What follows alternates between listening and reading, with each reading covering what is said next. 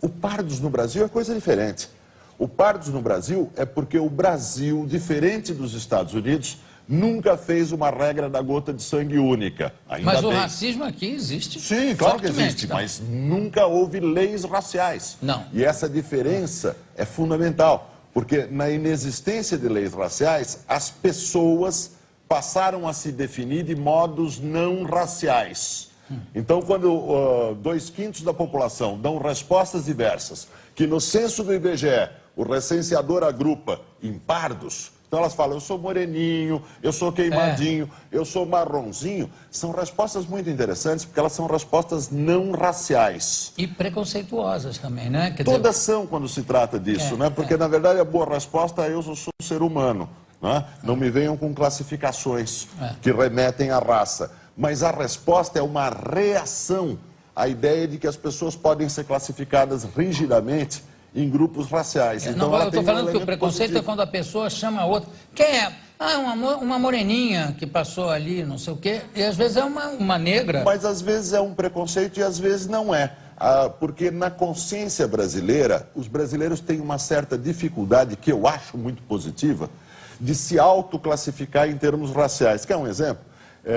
Quando eu escrevi Urbana na ficha da minha filha, eu não sabia, mas o censo escolar do ano passado revelou que 64% dos brasileiros recusaram classificar racialmente os seus filhos nas fichas de matrícula das escolas. É 2/3.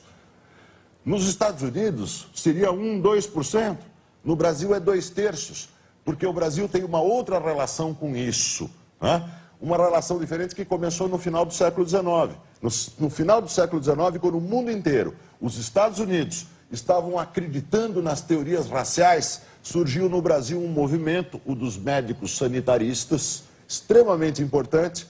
Isso em que época? Final do século XIX. É gente como Adoc Lobo, né?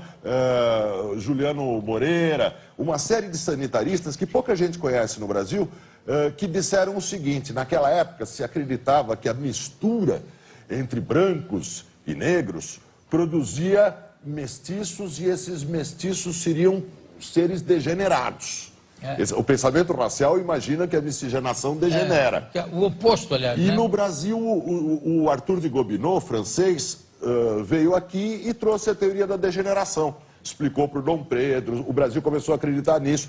Então os brasileiros ficariam doentes porque eles estão muito misturados. Aí chegaram os sanitaristas e falaram assim, o problema não é a miscigenação, o problema é o mosquito.